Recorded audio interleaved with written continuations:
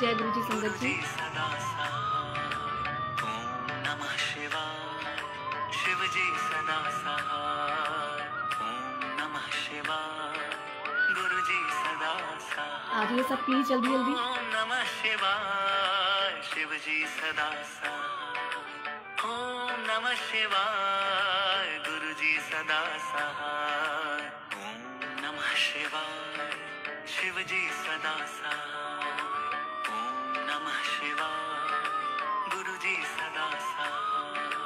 ओम नमः प्लीज सभी लोग जल्दी जल्दी लाइव आ जाइए। शिव जी सदा सहाय। ओम नमः शिवाय। गुरु जी सदा सहाय। ओम नमः शिवाय। शिव जी सदा सहाय। ओम नमः शिवाय। गुरु जी सदा सहाय। ओम नमः शिवाय। शिव जी सदा सहाय। ओम नमः शिवाय। गुरु जी सदा सहाय। ओम नमः शिवाय। शिव जी सदा सहाय। ओम जय गुरु जी संगत जी। जय गुरु जी आंटी। गुरु जी सदा सहाय। ओम नमः शिवाय। शिव जी सदा सहाय। ओम नमः शिवाय। गुरु जी सदा सहाय। ओम नमः शिवाय। शिव जी सदा सहाय। ओम नमः शिवाय। गुरु जी सदा सहाय। जय गुरु जी आंटी। ओम नमः शिवाय। शिव जी सदा सहाय। ओम नमः शिवाय। गुरु जी सदा सहाय। ओम नमः शिवाय। शिव जी आ सदा जाइए सब लोग जल्दी जल्दी से। ओम नमः शिवाय। गुरु जी सदा सहाय। ओम नमः शिवाय। शिव जी सदा सहाय। ओम नमः शिवाय। गुरु जी सदा जय गुरु जी अंकल। ओम नमः शिवाय। शिव जी सदा सहाय। ओम नमः शिवाय। गुरु जी सदा सहाय। ओम नमः शिवाय। शिव जी सदा सहाय। ओम नमः शिवाय। गुरु जी सदा सहाय। ओम नमः शिवाय। शिव जी सदा सहाय। ओम नमः शिवाय। गुरु जी सदा सहाय। ओम नमः शिवाय। शिव जी सदा सहाय। जय गुरु जी अंकल। ओम जय गुरु जी नमः भानु जी। शिवाय। गुरु जी सदा सहाय। ओम नमः शिवाय। शिव जी सदा सहाय। ओम जय गुरु जी नमः आंटी। शिवाय। गुरु महक जी आंटी। सदा सहाय। ओम नमः शिवाय। शिव जी सदा सहाय। ओम नमः शिवाय। गुरु जी सदा सहाय। ओम नमः शिवाय। शिव जी सदा सहाय। ओम नमः शिवाय। जय गुरु जी सबको। गुरु जी सदा सहाय। ओम जय गुरु जी संगत जी। शुक्राना गुरु जी का बहुत बहुत शुक्राना, अनंतम शुक्राना गुरु जी, आपने मुझे ये मौका दिया लाइव सत्संग आने का। और अंजलि आंटी और देवेंद्र अंकल का बहुत बहुत शुक्राना करती हूँ जिन्होंने मुझे ये मौका दिया कि मैं आज लाइव सत्संग में अपनी एक्सपीरियंस को शेयर कर सकूँ, अपना सत्संग शेयर कर सकूँ। ये मेरे लिए बहुत बड़ी बात है संगत जी। मैं पहली बार आज ये लाइव सत्संग शेयर कर रही हूँ। मैंने आज से पहले कभी लाइव सत्संग नहीं किया है, तो अगर कोई गलती हो जाए तो गुरु जी महाराज मुझे माफ़ करें। संगत जी मुझे माफ़ करना अगर आज मैं कुछ गलत मेरे से मतलब मेरे वर्ड्स कुछ गलत हो जाएं। वैसे तो मैं जानती हूँ कि जो गुरु जी बुलवाते हैं वही हम लोग बोलते हैं। यहाँ जो भी हम लोग प्लान करके बैठे होते हैं वो हमसे नहीं बोला जाता। जो गुरु जी की इच्छा होती है वही होता है। तो आज मैं आपसे अपनी गुरु जी के साथ जर्नी शेयर करने वाली हूँ। मेरी कज़न की मैरिज थी 2019 में, स्टार्टिंग में, फरवरी की बात है ये। फरवरी 2019 में उसकी मैरिज थी। तब हम लोग जा रहे थे तो मेरी मम्मा ने मुझे रास्ते में शेयर किया कि ऐसे ऐसे उनकी कोई फ्रेंड है सोनिया आंटी ने उनको मम्मा को बताया गुरुजी के बारे में कि गुरुजी ऐसे ऐसे हैं, उनकी बड़ी ब्लेसिंग्स मतलब मिलती हैं भक्तों को, और मतलब उनकी बहुत कृपा है। तो मम्मी कहते हैं कि चलो, मेरे को बोलते हैं कि चलो तुम साथ चलो मेरे, और हम जाके आएंगे। तो ऐसे ही मेरे दिमाग में ना थॉट आई कि मतलब ऐसे कैसे मतलब मैं मान लूँ, बिकॉज हमेशा ऐसे ही होता है कि हम लोग अपना दिमाग कुछ ज़्यादा चलाने लगते हैं। तो मैं गुरुजी को एज ए पंडित कंसीडर करने लग गई कि शायद कोई पंडित जी हैं जिनके पास मम्मी बाबा जी के पास मुझे जाने को बोल रही हैं। तो मैं नहीं जाऊंगी शायद, मतलब मैं मम्मी को बोल रही थी कि हमने लाइफ में बहुत सारे पंडितों को दिखा चुके हैं, बहुत बार टेवा अपना दिखा चुके हैं, तो मैंने नहीं जाना। तो मम्मी ने मुझे समझाया, कहते नहीं ये पंडित जी नहीं हैं, ये गुरु जी हैं जिनकी जो शायद अभी फिजिकल फॉर्म में नहीं है, उनकी गद्दी है, उनका सत्संग होता है, तू मेरे कहने पे एक बार चल के देख। मैंने कहा चलो ठीक है, आप इतना कह रहे हो तो मैं चलती हूँ आपके साथ। तो हम लोग जब शादी से वापस आए तो हम लोग, मम्मी ने मुझे एक दिन फ़ोन किया कि सोनिया आंटी ने बताया कि एक जगह पे गुरुजी का सत्संग है। मैंने कहा चलो ठीक है, जाके देख लेते हैं क्या है, क्योंकि मैं ऐसा नहीं है कि मुझे कोई मतलब जाने में एलर्जी थी, बट एक होता है ना कि आप बहुत टाइम कितने पंडितों को दिखा चुके होते हो या कुछ भी अपनी लाइफ की प्रॉब्लम डिस्कस कर चुके होते हो, और आप कहते हो यार कोई हल तो निकलता नहीं है, ऐसे बेफालतू के उपाय बताते रहते हैं, वो करने का कोई फ़ायदा नहीं, क्योंकि मेरे हस्बैंड पसंद नहीं करते थे ये चीज़ें बहुत ज़्यादा। मैंने कहा चलो ठीक है, मम्मी कह रहे हैं कि सत्संग पे जाना है, हम लोग सत्संग पे गए। सत्संग पे गए हैं तो उस दिन वो रमेश अंकल के मतलब सेवा में था वो सत्संग। तो काफ़ी बड़ा सत्संग था, तो मैं बैठी थी और मैं बैठे बैठे ना वहाँ पे शब्द बाणी तो सुन रही थी। मुझे इतना का मतलब अच्छा लग रहा था, बहुत अच्छा फील हो रहा था। तो वहाँ पे मैंने देखा कि एक आंटी थे कुछ, जो वहाँ पे सेवादार भी थे, और जो काफ़ी पुराने संगत भी थी वहाँ पे। सब ने ना लॉकेट पहने हुए थे गले में, बहुत बड़े बड़े गुरु जी के। तो मुझे उनको देख के ना बड़ा अच्छा लगा। मैं क्या, ये जो लॉकेट उन्होंने पहन रखे हैं, काश ये मेरे को भी मिल जाए। पर मैंने सोचा एकदम से, मैं क्या नहीं नहीं, आज तो आई हूँ, अभी जुड़ी हूँ गुरु जी से, और आते ही मैंने क्या सोचा कि ये लॉकेट जो है मुझे मिल जाए, तो बहुत मतलब जो पूजा करते होंगे या कोई ऐसा मतलब बड़े डिवोटी होते होंगे उनको मिलता होगा, मुझे कहाँ मिलेगा ये चीज़। ये बात कह के मैंने वहाँ पे अपने आप को स्टॉप किया। और मुझे कुछ भी नहीं पता था गुरुजी के बारे में ज़्यादा, मैं बिल्कुल ब्लैंक थी उस टाइम। जब मैं सत्संग पे गई और जब सत्संग फिनिश हुआ, उस वक्त वहाँ पे ब्लेसिंग वगैरह मतलब बांटी जाती हैं, ये मुझे नहीं पता था। जब ब्लेसिंग बांटी गई तो हम लोग आगे जाके ब्लेसिंग लेने लगे। तो आप बिलीव नहीं करोगे संगत जी, वहाँ पे वो ब्लेसिंग के तौर पे मुझे एक छोटा सा लॉकेट मिला था। मुझे इतनी खुशी हुई, इतनी खुशी हुई। मैं कहती मतलब बहुत देखा जाए तो मतलब मैंने तो जनरली एक बात की थी कि हाँ मुझे एक लॉकेट चाहिए, तो गुरुजी ने साथ ही सुन लिया। तब भी हम लोग ना इतना गौर नहीं करते कि शायद बाई चांस कोइंसिडेंस हो जाता होगा। तो कोइंसिडेंस तो गुरुजी के यहाँ कुछ नहीं होता, बट जब आप नए जुड़ते हो तो आप इन चीज़ों को बिलीव नहीं करते जल्दी से। मैंने भी बिलीव नहीं किया था, मैंने सोचा चलो ठीक है मिल गया होगा। चलो मैं उसके बाद घर आई। घर आके मैंने देखा कि यूट्यूब पे गुरुजी के सत्संग सुनने शुरू किए। तो धीरे धीरे उनके बारे में जानना शुरू किया कि मतलब कैसे वो मतलब पहले जलंधर में थे, उसके बाद उन्होंने बड़ा मंदिर बनाया, वहाँ पे उन्होंने मतलब ब्लेसिंग वगैरह दी अपनी। तो बड़ा मंदिर गुरुजी ने खुद बनाया था, और वहाँ पे मतलब कहते हैं 12 ज्योतिर्लिंग की शक्ति है। तो ये चीज़ मुझे बाद में सारा कुछ क्लियर होना शुरू हुआ जैसे जैसे मैंने सत्संग सुनना शुरू किया।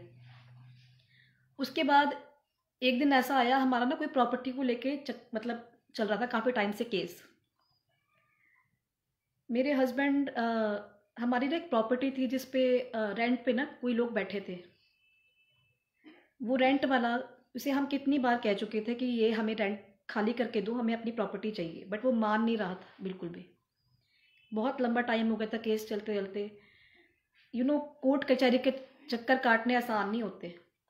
तो मेरे हस्बैंड कहीं ना अंदर थक चुके थे इस चीज़ को लेके कि मुझे कितने के चक्कर काटने पड़ेंगे अब कोर्ट कचहरी के, कितनी बार मुझे जाना पड़ेगा, मैं नहीं जाना चाहता, अब मैं थक चुका हूँ बहुत बार। तो उस दिन क्या हुआ, ऐसे ही भोलेपन में मैंने कहा, मैं क्या चलो आज एक हियरिंग है हमारी, आज आप जाओ। तो उस दिन हमारे फेवर में केस आ भी गया था पीछे, बट हम उसे जो कब्जा लेने वाली बात होती है ना वो नहीं ले पा रहे थे। क्योंकि वो जो ऑनर था वहाँ का, उसने क्या किया कि मतलब कुछ मिसबिहेव करना शुरू कर दिया था। और जो सरकारी बंदा आया था वो भी उतना फेवर में नहीं जा रहा था, उसने भी लिख के नहीं दिया कुछ भी। तो ये प्रॉब्लम बढ़ती जा रही थी।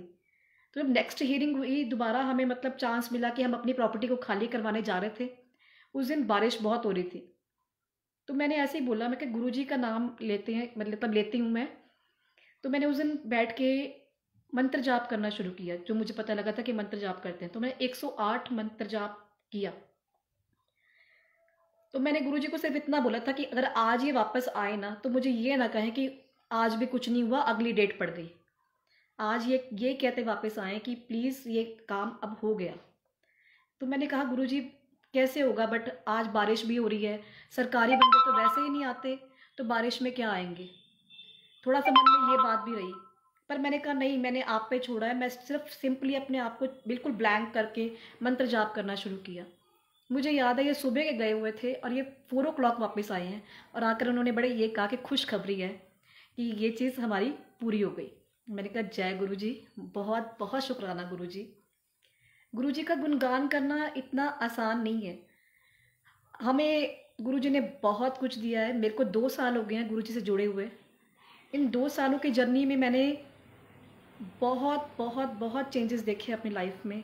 गुरु जी की बहुत ब्लेसिंग रही है मेरे साथ भी। सबसे बड़ा चेंज पता है कहाँ आता है? सबसे बड़ा चेंज आता है जब आप खुद से ही फील करते हो कि मैं कहीं ना कहीं खुद चेंज हो रही हूँ।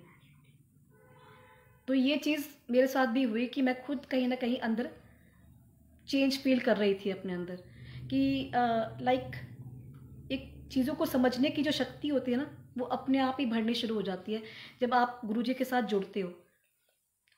क्योंकि आप अपनी सोच शायद नहीं चला रहे होते उस वक्त, आप वो सोच रहे होते हैं जो आपको गुरुजी मतलब सोचाना चाहते हैं।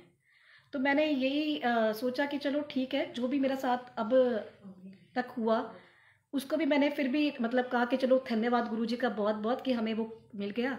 उसके बाद मैं ऑलमोस्ट गुरुजी के सत्संग सुनती रहती थी काफ़ी ज़्यादा।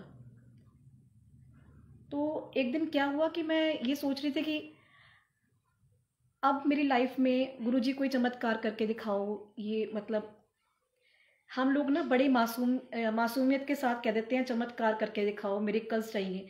हमें मिरेकल्स ही चाहिए होते हैं। मैंने कभी ये समझा नहीं था कि मिरेकल्स नहीं चाहिए हमें, हमें गुरुजी का प्यार चाहिए, हमें गुरुजी चाहिए। तो वो ये बात आती है ना कि जब आप नए नए जुड़ते हो तो आप भोलेपन में बड़ा कुछ बोल देते हो कि हाँ गुरुजी प्लीज़ मुझे ये दे दो, गुरुजी प्लीज़ मुझे वो दे दो।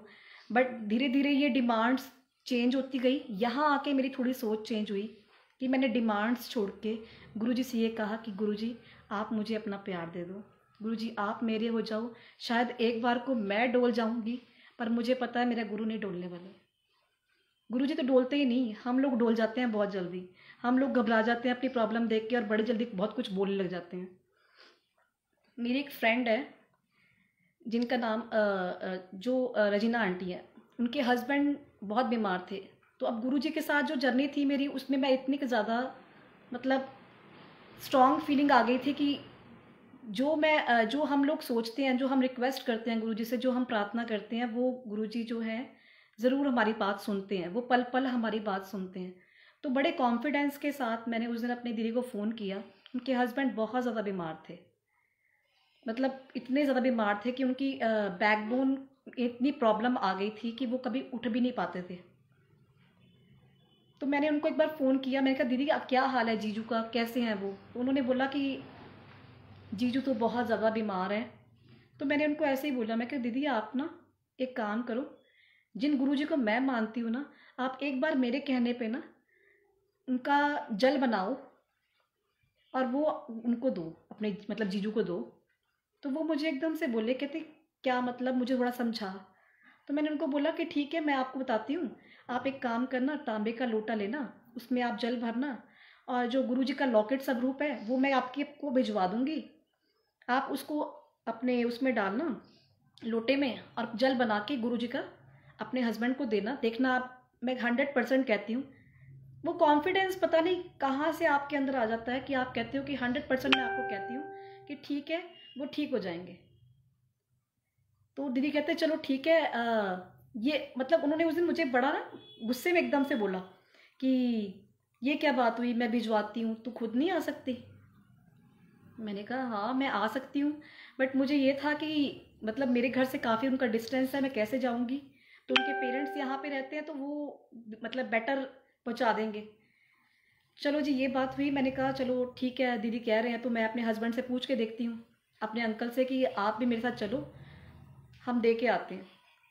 वो बाई चांस कुछ ऐसा हुआ कि मेरे हस्बैंड कहते चलो ठीक है मैं चलता हूँ। मैंने कहा चलो ठीक है।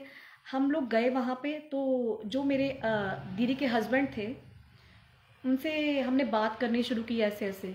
तो वो कहीं ना कहीं शायद हर कोई कहीं ना कहीं गुरु को लेके नेगेटिव हो जाता है सम टाइम, जब कुछ हमें मिस गाइड किया जाता है या कुछ हमें ऐसे रास्ते दिखने को मिलते हैं जिसमें कि काफ़ी जो गुरु होते हैं या काफ़ी जो पंडित होते हैं उनका जो बैकग्राउंड होता है वो बड़ा गलत हो जाता है।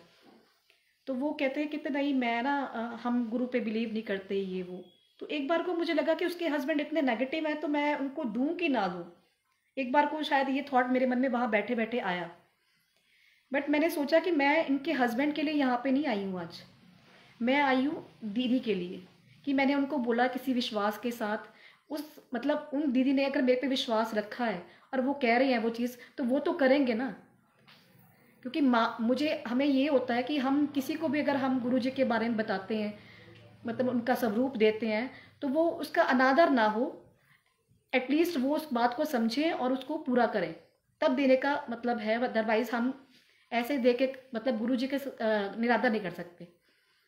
तो जब मैंने ये फील किया कि गुरु जी को जो है उनका स्वरूप जो है वो दीदी ने कभी मतलब मुझे ये नहीं बोला कि नहीं मैं नहीं करूँगी। उन्होंने बोला कि मैं हाँ ठीक है तू दे के जाना मैं करूँगी। तो मैंने उस दिन बैठे बैठे ये डिसाइड किया, मैं कि चलो मैंने इनको दे देते हैं। हम रात को गए, हमने उनको स्वरूप दिया और मैं अपने घर अगले दिन आ गई। तो दीदी ने मुझे बताया कि फ़ोन करके उसके बाद उनका मुझे नेक्स्ट डे फ़ोन आया। कहते हैं कि मैंने स्वरूप ऐसे ऐसे लोटे में मतलब डाला था और मैंने जल बनाया था। उन्होंने मुझे स्नैप भी भेजी, उन्होंने मुझे स्नैप भेजी उस जल की। वो जल संगत जी येलो कलर का हो गया।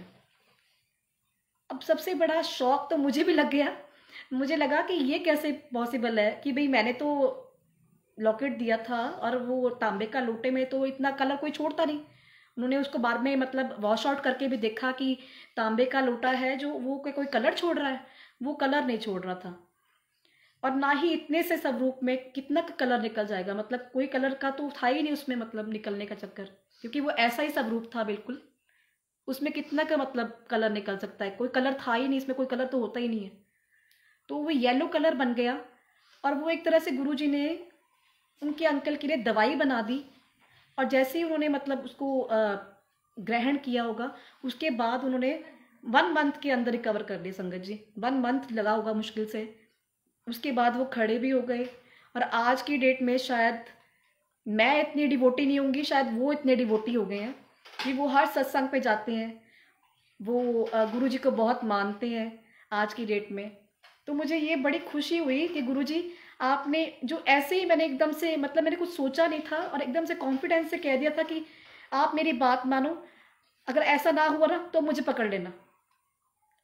तो ये जो कॉन्फिडेंस आता है ना आपके अंदर, ये कॉन्फिडेंस तभी आता है जब आप उस चीज़ को अच्छा फील कर रहे होते हैं, जब आपको विश्वास होता है अपने गुरु पे।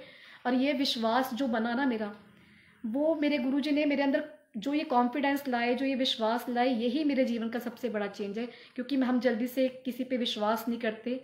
गुरु जी कहते हैं कि अपना दिमाग नहीं चलाना चाहिए, बट हम अभी भी मैं शायद ये कहूँगी कि हम कहीं ना कहीं अपना दिमाग चला लेते हैं।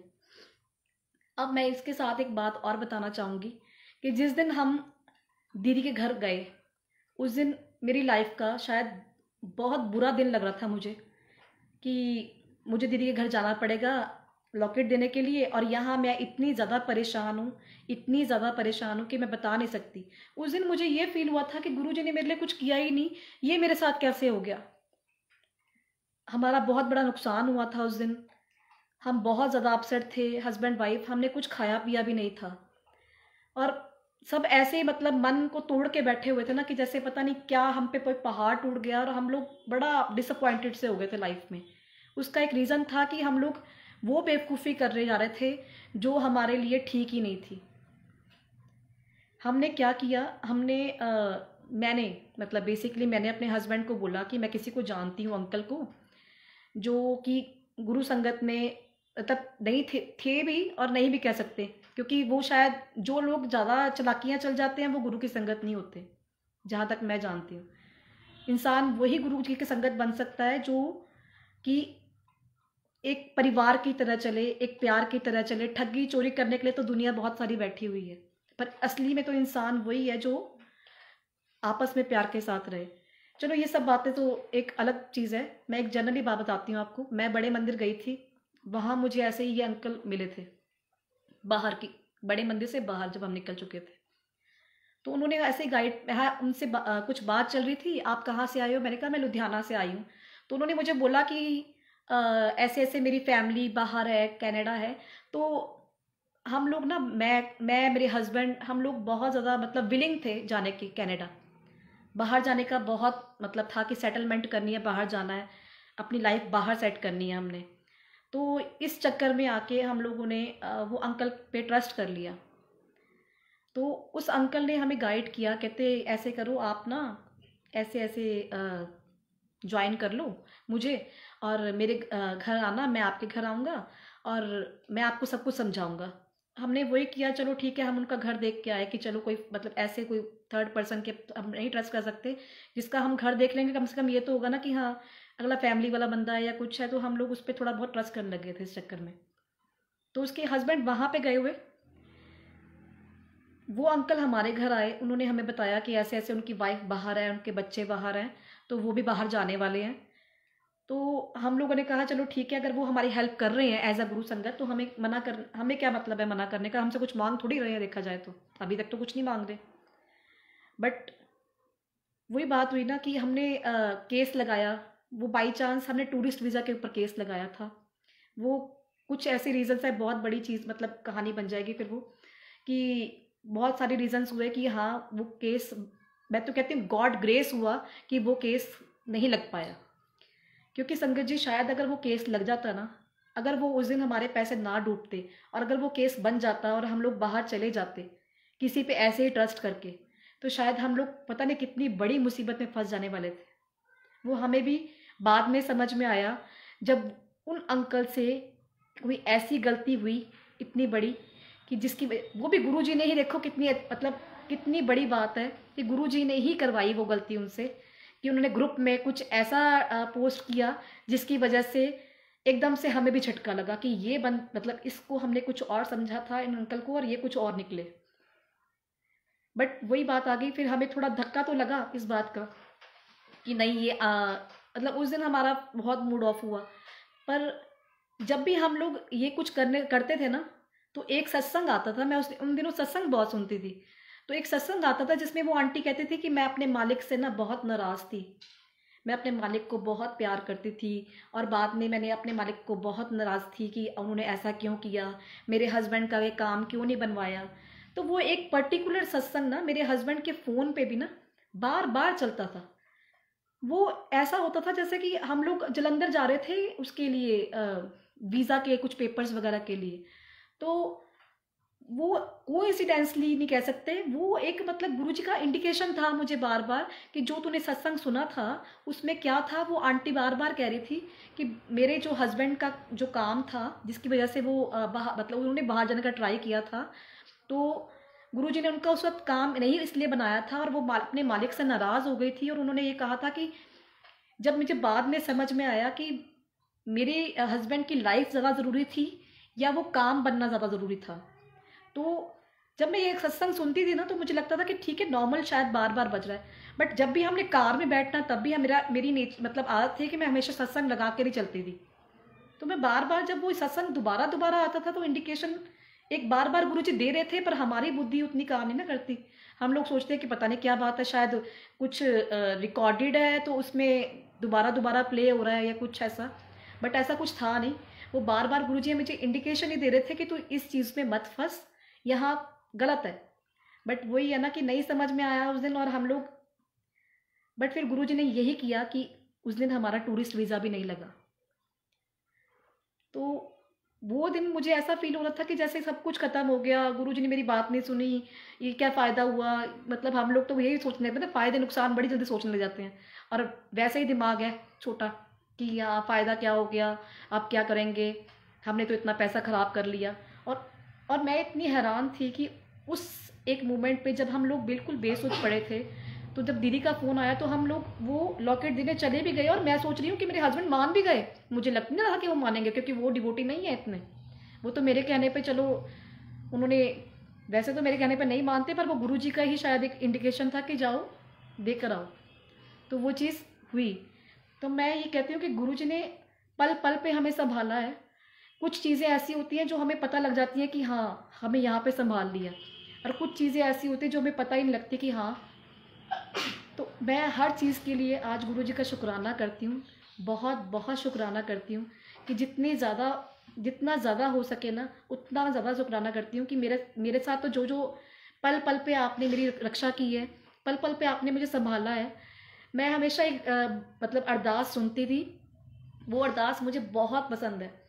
उसमें था कि हाथ सिर ते रखियो जी किथे मैं डोल ना जावा।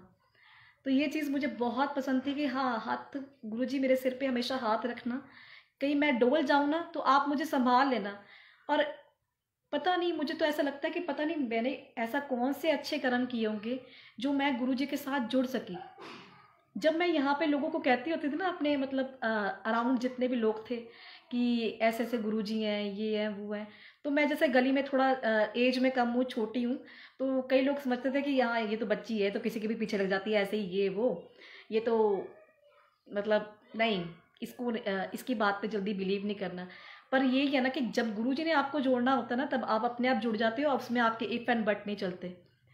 तो यहाँ पे यही सीन हुआ कि मैंने अपने नेबर्स को बोला कि आओ, मतलब आप गुरुजी से एक बार जुड़ के तो देखो दीदी, मांग के तो देखो, एक बार आप कुछ कह के तो देखो कि आपकी बात पूरी ना हो तो मुझे पकड़ लेना। मतलब हर किसी को मैं यही बात बोलती हूँ कि ठीक है, अगर आपकी बात ना पूरी हुई तो मुझसे बात करना, फिर मैं बताऊंगी आपको।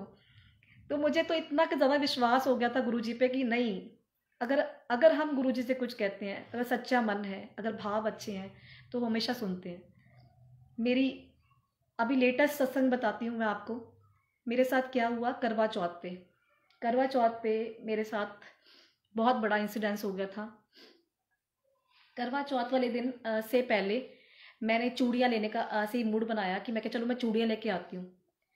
चूड़ियाँ लेने के लिए मैंने एक दिन पहले ना ऐसे ही चेक करना शुरू किया कि ठीक है, मैं फालतू में क्यों बाय करूँ, मैं घर पे ही चेक करती हूँ मेरे पास कितनी गोल्डन कलर की चूड़ियाँ हैं। वो चूड़ियाँ मैंने चेक करने के लिए 1 बाय 1 करके ही उठाई है, मुझे अच्छी तरह याद है। और जो मेरी चूड़ियाँ होंगी उनका मैं साइज़ तो चेक नहीं करूँगी बिल्कुल भी। तो मैंने उसको 1 बाय 1 करके गिना, मैंने कहा ये चलो चूड़ियाँ ना बहुत थोड़ी हैं, तो अब मैं और लेके आती हूँ। तो करवा चौथ से एक दिन पहले की बात है, मैं सुबह के टाइम अपनी फ्रेंड के साथ गई चूड़ियाँ लेने। वहाँ जाके मैंने चूड़ियाँ वगैरह ट्राई की, निकाली हाथ से। वो बाई चांस मेरे हाथ में ना हमेशा एक गोल्ड की बैंगल रहती है, ये तो दूसरी है, वो थोड़ी पतली है जैसे आम चूड़ी होती है। वो मेरे हाथ में जब मैंने उसको वहाँ पे दिया, तो मेरे नहीं ध्यान रहा कि वो मेरे हाथ से निकल गई। वो मेरी गोल्ड की बैंगल वो शॉपकीपर के पास चली गई। और जब मैं वापस घर आई अपनी चूड़ियाँ वगैरह बाय करके, करवा चौथ पे तो वैसे ही इतना रश होता है कि मतलब इम्पॉसिबल है कि आप किसी को जाके बोलो कि हाँ मेरी चूड़ी यहाँ पे रह गई है और आप मुझे वापस कर दो, ये तो किसी भी तरह से पॉसिबल नहीं था। बट फिर भी चलो, मैं दोबारा शॉपकीपर के पास गई, बड़ा मेरा मतलब रोने वाला मुंह हो गया, मैं कि ये क्या हो गया मेरे साथ। मतलब आज की डेट में सोना गुम जाना तो बहुत बड़ी बात है मेरे लिए। तो मैं उस शॉपकीपर के पास गई, मैंने उसको बोला भैया देखना ज़रा मेरी ना कोई चूड़ी हो नहीं यहाँ पे गिर गई। तो गोल्ड की चूड़ी थी, तो मेरे को टेंशन बहुत ज़्यादा थी उस चीज़ की। तो उसने बोला नहीं मैडम, नहीं है यहाँ पे चूड़ी। तो मैं जहाँ जहाँ भी गई, मैंने 2 जगह गई थी, मतलब एक जगह मैंने चूड़ी ली थी, एक जगह मैंने कड़े लिए थे। कड़े वाले मतलब जो मैम थे उन्होंने तो मुझे अपना वीडियो दिखा दिया कि हाँ उनके पास तो वीडियो था कि देखो जी मैम आपकी जहाँ पे यहाँ मेरे पास आए तो आपके हाथ में कोई चूड़ी नहीं थी। तो अंडरस्टूड ही था कि वो चूड़ी मेरी शॉप के पास टूट गई। अच्छा, ये शाम की बात है जब मुझे पता लगा था कि मेरे हाथ में चूड़ी नहीं है। सुबह मैं गई थी, लेने, और शाम को मेरा ध्यान गया कि मेरे पास चूड़ी मेरे हाथ में नहीं है। तो मैं इतना रोई, मैं मतलब मैं इतनी परेशान हो गई कि यार ये मेरे मतलब शादी के टाइम की चूड़ी है, ये कहाँ गुम गई, अब मैं क्या करूँगी। मतलब थोड़ा होता है ना डर भी कि हस्बैंड को भी कैसे बोलूँगी ये बात कि हाय मतलब ये चूड़ी गुम गई, इन्होंने मेरे को शादी पे दी थी, ये 10 साल से मेरे हाथ में चूड़ी थी ये। तो मेरे को एकदम डर लग गया बहुत ज़्यादा, और मैं बड़ा रोई भी बहुत ज़्यादा। तो मैंने इनको बताया नहीं उस टाइम पे कि क्या बात हुई है। इन्होंने मुझे फ़ोन भी किया, तो मैंने इनको बोला हाँ ठीक है मैं मार्केट में हूँ, मैं घर जाके फ़ोन करती हूँ। नहीं बताया मैंने। वो बाई चांस ऐसा हुआ कि मेरी मम्मी का फ़ोन आ गया उस टाइम। मम्मी का फ़ोन आया तो मम्मी को मैंने रोते रोते बोला, मैं कि मम्मी मेरी तो चूड़ी गुम गई। मम्मी कहते कैसे गुम गई, घर पे ही होगी, तू टेंशन ना ले तू। मैं उस टाइम रोई जा रही थी, बस मुझे कुछ समझ में नहीं आ रहा था कि ये हुआ क्या, क्योंकि बहुत बड़ा नुकसान हो गया। 50,000 की कम की चूड़ी नहीं गोल्ड की, और एकदम से त्यौहार वाले दिन मूड सा ख़राब हो गया बहुत ज़्यादा। तो मम्मी मेरे साथ ही मेरे घर पे आ गए, और मैंने साथ वाली दीदी आंटी को भी बोला अपने, तो वो भी आ गए, सामने वाले भी आ गए, सभी आ गए। मतलब जिनके साथ मेरा बहुत ज़्यादा प्यार है वो सभी लोग मेरे पास आ गए कि ये हाँ ये मतलब डर गई है, इसको पता नहीं लग रहा, शायद इसने घर पे उतारी होगी, इसको कोई भुलेक्का लग रहा है। मैं कहा नहीं मुझे कोई भुलेक्का नहीं लग रहा, मैंने घर पे क्यों उतारूंगी, मैं कभी आज तक ज़िंदगी में वो नहीं उतारी है, इसी डर से कि वो गोल्ड की चूड़ी है, कोई आम चूड़ी थोड़ी जो उतार के रख दूँ। चलो मैं कहा ठीक है आप लोग भी ट्राई कर लो। तो वो मेरा एक बॉक्स था जो जिसमें मैं आर्टिफिशियल ज्वेलरी रखती थी। उस बॉक्स में उन्होंने चेक करना शुरू किया। पहले मेरी आंटी ने चेक किया, फिर उनकी बेटी ने चेक किया, फिर मेरे मम्मा आए उन्होंने चेक किया। और आप संगत जी बिलीव नहीं करोगे, सब ने 1 बाय 1 चूड़ी करके उसको चेक किया होगा बॉक्स को, कि उसमें कोई गोल्ड की चूड़ी तो नहीं आ गई बाई मिस्टेक, कहीं ऐसा ना हो कि इसको गलती लग रही हो और इसने घर पे उतारी हो। मैं इतनी ज़्यादा टेंशन में थी उस दिन, पता नहीं मुझे उस दिन हुआ भी क्या था, पता नहीं गुरुजी ने मेरा कोई कष्ट निकाला था या ऐसा क्या हुआ था कि मतलब कोई इंसान अगर चलो ठीक है किसी चीज़ के लिए परेशान हो जाता है, टेंशन ले लेता है, रोता है, बट मैं उस दिन ऐसे रो रही थी जैसे पता नहीं मुझे क्या हो गया हो। मैं रोते रोते बुरी तरह से ही मतलब अपने आप को छोड़ बैठी थी। तो मेरी मम्मा ने मुझे डांटा कि ये तो क्या कर रही है, चलो उठ खड़ी हो, कोई बात नहीं, ऐसा कुछ नहीं होता है। जब हमने सबने चूड़ी देख ली नहीं मिली, मैंने अपने हस्बैंड को बताया रोते रोते फ़ोन करके कि हाँ ये चीज़ मेरे साथ हुई है। तो ये मुझे कहते हैं कि चलो कोई बात नहीं, जो हो गया, मैं घर आऊँगा देखेंगे। तो ये चीज़ ये मुझे मतलब वहाँ पे बहुत ज़्यादा सहानुभूति दे रहे थे कि तू टेंशन ना ले, चलो मैं तेरे को और बनवा दूंगा। बट बात तो वही रहती है ना कि और बनवा दूंगा तो ठीक है, बट जो अभी की चीज़ आपकी गुम गई वो तो आप परेशान हो गई बहुत ज़्यादा। मैं बहुत ज़्यादा परेशान हो चुकी थी। फिर अगले दिन करवा चौथ था, तो मम्मी ने मुझे फ़ोन करके रात को बोला कि तू ढंग से बैठना, मतलब परेशान मत होना, तो व्रत रखना अपना आराम से। चलो मैंने शाम को सबकी बात मान ली। मेरे को दीदी बोलते सामने जो मेरे नेबर हैं वो मेहंदियाँ लगा रहे हैं, तू मेहंदी लगवा ले। तो इन्होंने भी मुझे मतलब मेरे हस्बैंड ने भी बोला कि चलो तुम मेहंदी मुंदी लगवाओ, अपना व्रत रखो, बाकी चीज़ें बाद में देखेंगे, अब जो हो गया सो हो गया। तो अपने मन को किसी तरह संभालते हुए मैंने भी ये चीज़ करनी शुरू की। जब मैंने व्रत रखा अगले दिन, तो मैंने गुरुजी को एकदम से बोला, पता नहीं मेरे मन में क्या आया, मैंने सुबह गुरुजी को बोला, मैं कहा गुरुजी मैंने आपके बहुत सत्संग सुने हैं कि मतलब किसी आंटी का कोई पर्स था, वो उसको वहाँ से वहाँ मिल गया, मतलब जो इंडिया में चीज़ घूमी वो उनको फॉरेन में दोबारा मिल गई। मैंने ऐसा कोई सत्संग बहुत सुने हुए हैं। तो मैं सोचती थी गुरुजी अगर उनको मिल सकती है तो मुझे क्यों नहीं मिल सकती। तो मैंने गुरुजी को उस दिन बड़े मतलब ना अपने जैसे हम अपने फादर को कह देते ना गुस्से से कई बार, तो मैंने गुरुजी को बोला, मैं क्या देखो अगर आप में कोई शक्ति है ना तो मुझे आज मेरी चूड़ी मिलनी चाहिए। करवा चौथ पे एक बाप ने अपनी बेटी से चूड़ी कैसे ले ली, ये चीज़ मेरे मुंह से पता नहीं क्यों निकली। तो मैंने कहा चलो ठीक है, ये चीज़ मैं बाद में मैंने गुरुजी को बोला सॉरी मैं कहीं गलती से कुछ ज़्यादा तो नहीं बोल गई, कि क्योंकि मेरे दिमाग का सेंसेस उस टाइम काम ही नहीं कर रहे थे। बट मेरे गुरुजी ने मेरे साथ ये मतलब बहुत अच्छा मेरा साथ दिया कि जब करवा चौथ ख़त्म ही होने वाला था, जब मतलब करवा चौथ का हमने व्रत पूरा कंप्लीट कर लिया था, हम रात को खाना खा रहे थे, खाना खाने बाहर गए थे, तो जो आर्टिफिशियल चूड़ियाँ मैंने डाल रखी थी ना, वो जब मैं वापस घर आई तो मैंने कहा सोते वक्त मुझे ना चुभेंगी अगर मैं ऐसे सोऊंगी तो मैंने वो चूड़ियों को उतारने के लिए जैसे ही उस बॉक्स को मैंने उठाया और जैसे ही मैंने उसमें रखना चाहा अपने मतलब चूड़ियों को, जब आप इतना ढूंढ रहे हो उस टाइम पे आपको एक भी चूड़ी नहीं मिल रही है, और जब आप उसको उतार रहे हो अपने बॉक्स में चूड़ियों को, तो ऐसा लगा जैसे किसी ने उस मेरी गोल्ड की चूड़ी को बिल्कुल मेरे मुंह के सामने ला के रख दिया कि ये ले तेरी चूड़ी। और संगत जी, आप बिलीव नहीं करोगे, व्रत खत्म होने में 10 मिनट बाकी थे, पौने 12 का टाइम होगा। वो चूड़ी मेरे हाथ में गुरुजी ने दे दी।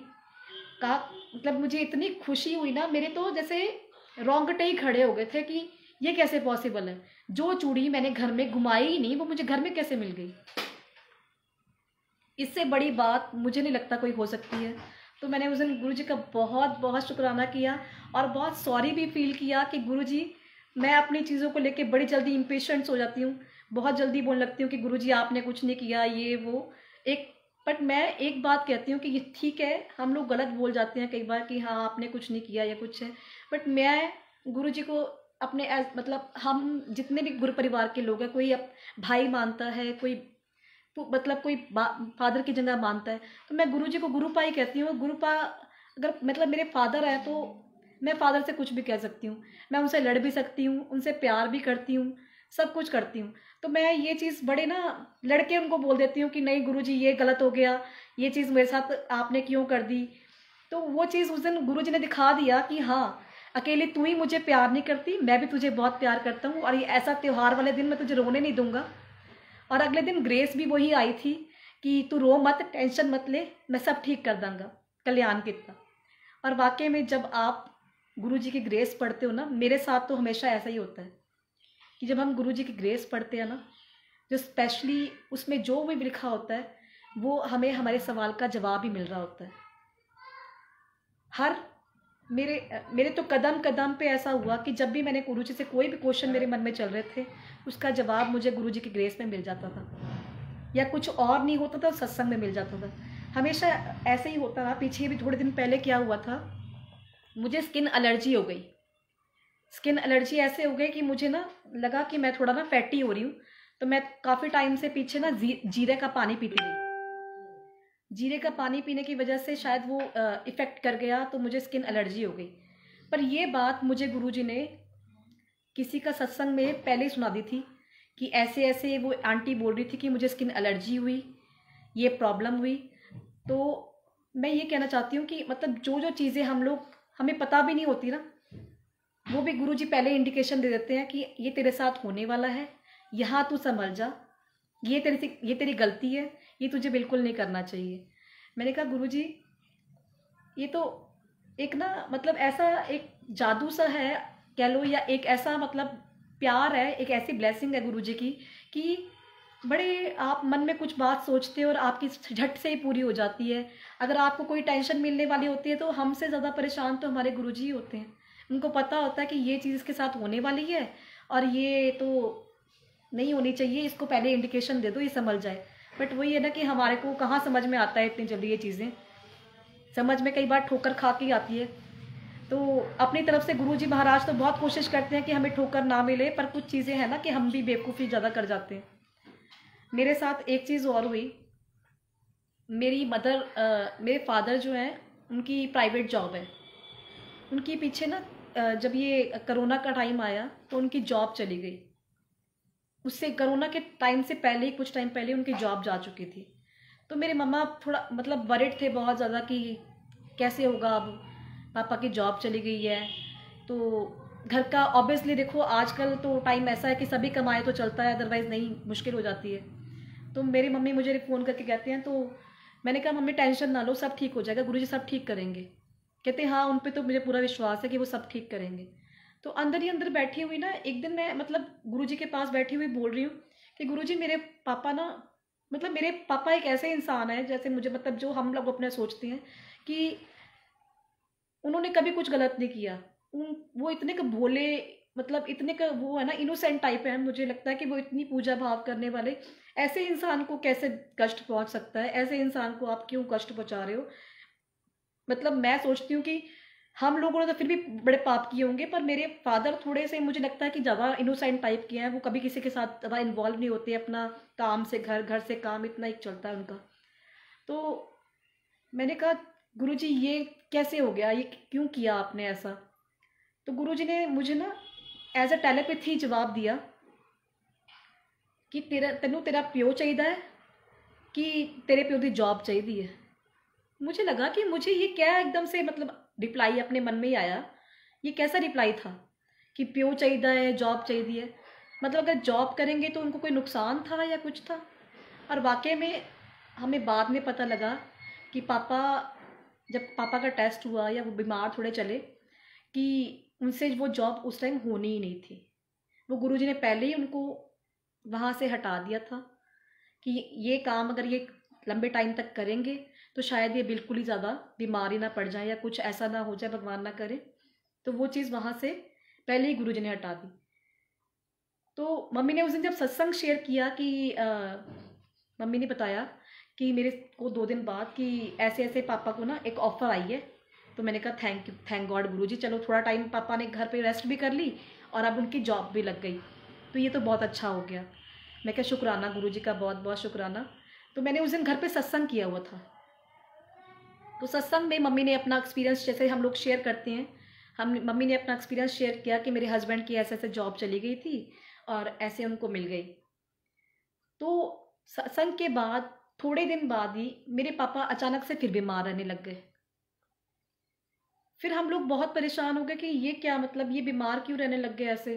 और सडनली वहाँ से भी रिप्लाई आ गया ऑफिस से कि नहीं जी, हमें और बंदे नहीं चाहिए, हमने आपको रख तो लिया था बट हमें अब नहीं चाहिए, आप जाओ। हम लोग फिर टेंशन में।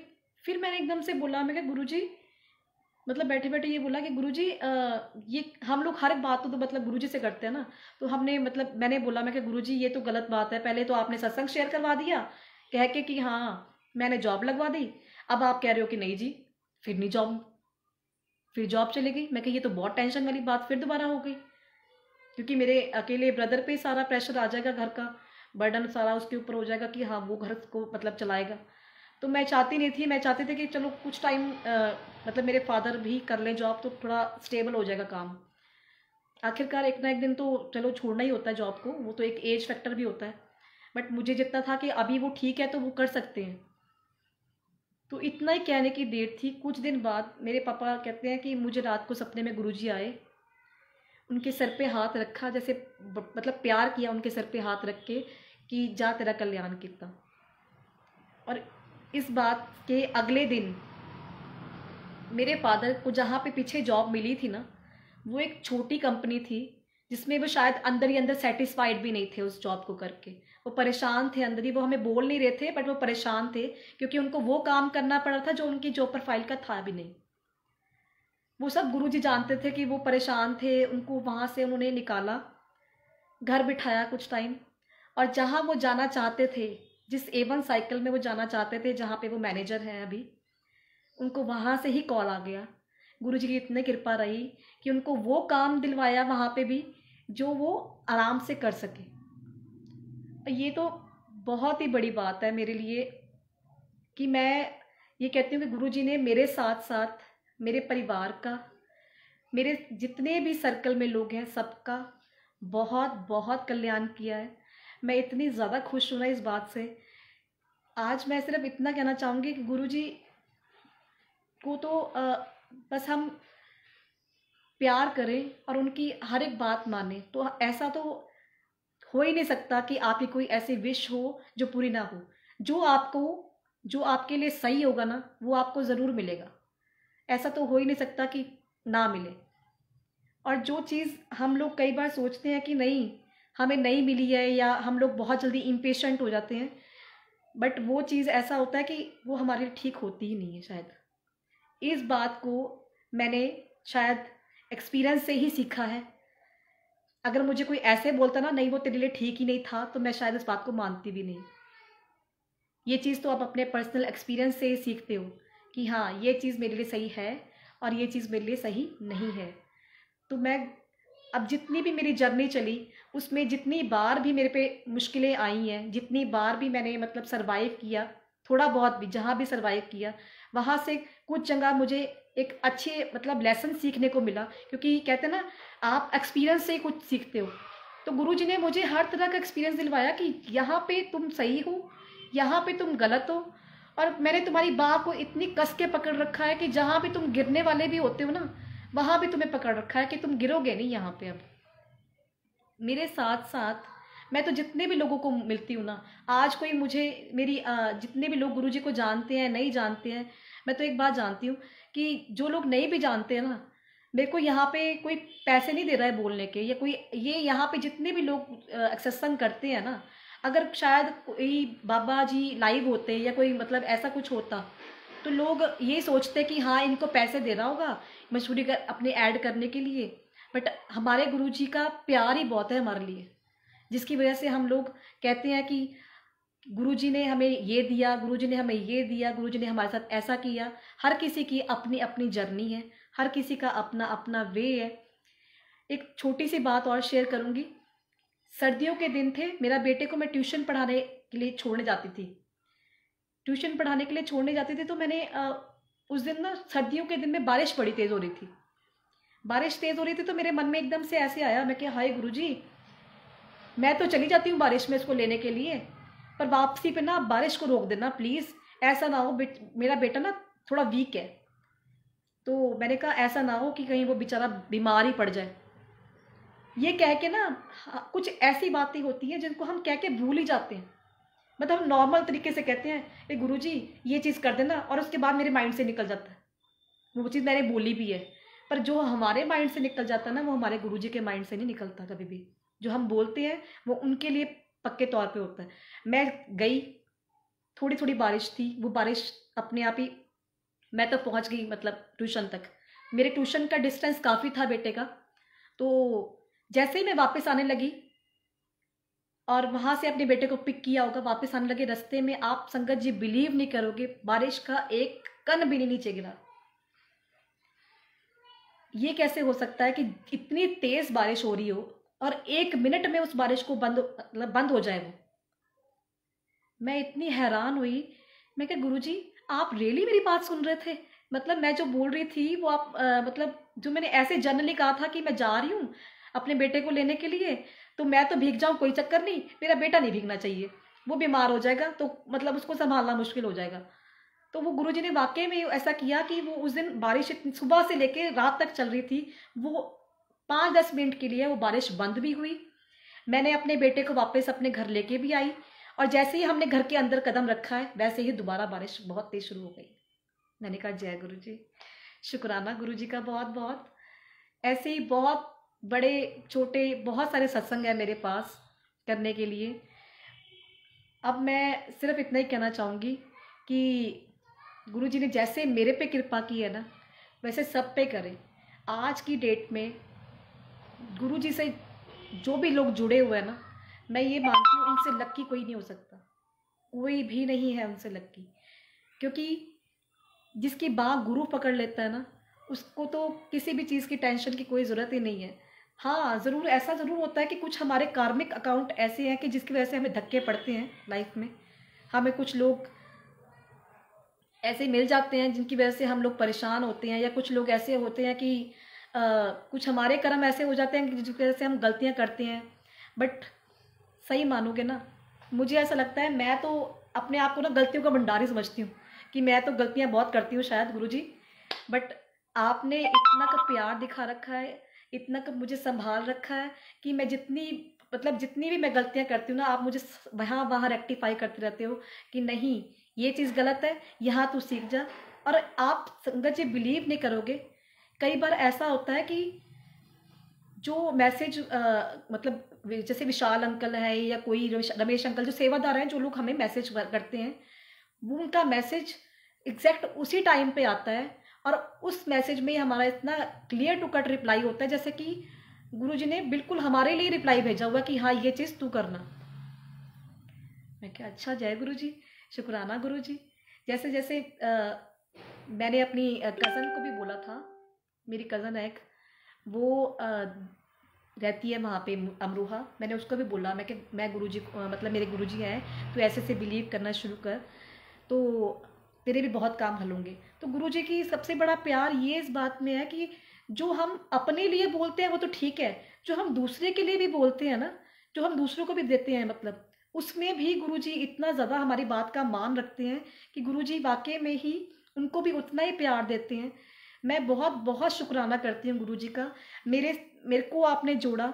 मेरे साथ साथ मेरी सारी फैमिली, ऑलमोस्ट आधे से ज़्यादा फैमिली बिलीव करने लग गए हैं, गुरुजी को मानने लग गए हैं। गुरुजी उनको अपना प्यार देते हैं, वो भी अपने एक्सपीरियंस बहुत शेयर करते रहते हैं, मुझसे फ़ोन पे बताते रहते हैं कि हमारे साथ ऐसा हुआ, हमारे साथ ऐसा हुआ। मैं कहा जय गुरुजी, शुक्राना गुरुजी।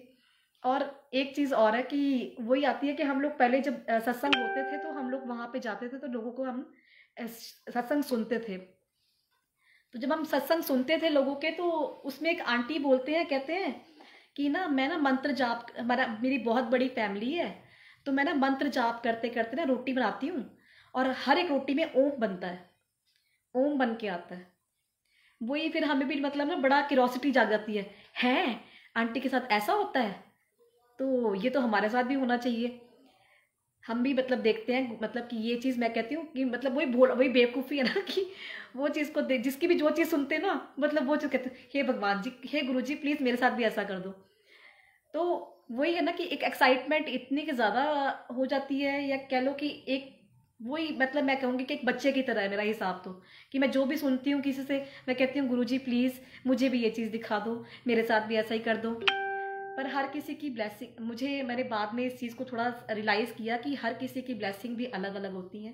हर किसी का एक अपना ही एक जर्नी है। किसी को गुरुजी किसी तरह से ब्लेस करते हैं, किसी को गुरुजी किसी तरह से ब्लेस करते हैं, किसी को शहद से ब्लेस किया जाता है, किसी को गुरुजी ओम दिखाते हैं, ओम बन के आता है रोटियों में। मेरे साथ खैर ऐसा हुआ, मैंने गुरुजी का मंत्र जाप किया तो वो रोटी प्रसाद में उस दिन ओम बन के आया। एक छोटा सा सत्संग में और साथ में एड ऑन शेयर करना चाहूँगी। ये अभी पीछे कोरोना जब चल रहा था, तो इन बिटवीन मेरे हस्बैंड कहने लग गए मुझे, कहते मेरे को ना गले में प्रॉब्लम हो रही है। तो मैंने कहा ठीक है, गले में प्रॉब्लम हो रही होगी, आप दवाई वगैरह ले लो, ठीक है। फिर सडनली उन्होंने मुझे कहा कि मुझे टेस्ट भी नहीं आ रहा है, मुझे स्मेल भी नहीं आ रही, पता नहीं मुझे क्या हो गया। अच्छा, मैंने इस चीज़ को थोड़ा गौर नहीं किया। मैं कहा ठीक है, कुछ हो गया होगा, हो जाएगा ठीक। तो गुरुजी कहते हैं कि मैंने कहा गुरुजी ये इनको क्या हो गया, ये अजीब सा क्यों मतलब बिहेव करने लग गए हैं। ये कहते हैं मुझे हेडेक भी हो रहा है, मुझे टेस्ट भी नहीं आ रहा है, मुझे स्मेल भी नहीं आ रही है। तो गुरुजी कहते हैं कि मुझे लगा कि गुरुजी ने कहा मुझे कि किसी से बात कर। तो मैंने मम्मी से पूछा, मम्मी ने मुझे बोला कि मुझे तो लग रहा है कि कहीं इनको कोरोना तो नहीं हो गया, क्योंकि सिम्टम्स हैं कोरोना के। तो मेरे को दीदी भी बोलते हैं, साथ वाले जो मेरे नेबर्स हैं, वो कहते हैं कि शायद इनको कोरोना ना हो गया हो, तो एक बार चेक करवा लो। मैंने उस चीज़ को इतना गौर नहीं किया। मैंने कहा नहीं, मुझे पता नहीं क्यों ऐसा मतलब था कि नहीं, इनको कोरोना नहीं हो सकता भाई। मुझे ये लगता है कि मेरे गुरुजी ऐसा नहीं कर सकते, मैं नहीं मानती इस चीज़ को। मतलब मैं अपने ना दिमाग में ये बात डालना ही नहीं चाहती थी कि किसी तरह से भी कि कोरोना हुआ होगा। चलो ये बात हुई, हमने गर्म पानी वगैरह जैसे लोग बताते हैं काढ़ा बना के पियो, ये चीज़ करनी शुरू कर दी थी कि चलो एज अ सेफ्टी पॉइंट हम लोग चलते हैं, अदरवाइज ये कोरोना मैं नहीं मानती। गुरुजी मतलब संगत जी, आप इस बात पे बिलीव नहीं करोगे कि लोग जहाँ पे क्वारंटाइन होते हैं, ऐसे स्मेल नहीं आती है, टेस्ट नहीं आता, लोग क्वारंटाइन हो जाते हैं या कुछ होते हैं, हम लोग पूरे उस पीरियड में इकट्ठे ही बैठ के खाना खाते रहे। एक ही प्लेट में खाते हैं, शुरू से वही हैबिट बनी हुई है कि हम लोग एक ही प्लेट में खाते रहे। हमने कोई मतलब डिस्टेंस नहीं लिया, कुछ नहीं किया। और गुरुजी की इतनी कृपा रही कि शायद इनको कोरोना हुआ भी और ख़त्म भी हो गया और हमें महसूस भी नहीं हुआ। मैं कहा जय गुरुजी, शुक्राना गुरुजी। जहाँ लोग इतनी ज़्यादा परेशान हो रहे हैं कि उनको हॉस्पिटल्स में एडमिट किया जा रहा है, गुरुजी ने उस टाइम पे खैर हमारी बहुत ज़्यादा रक्षा की, सेफ्टी की। आज मैं अपने मतलब सत्संग को यहीं पे समाप्त करती हूँ। शुक्राना गुरुजी का, मैंने बहुत टाइम ले लिया मैंने टाइम ही नहीं देखा, सॉरी। जय गुरुजी, शुक्राना गुरुजी बहुत बहुत। जैसे मेरे को ब्लेस किया वैसे सबको ब्लेस करना गुरुजी। जय गुरुजी।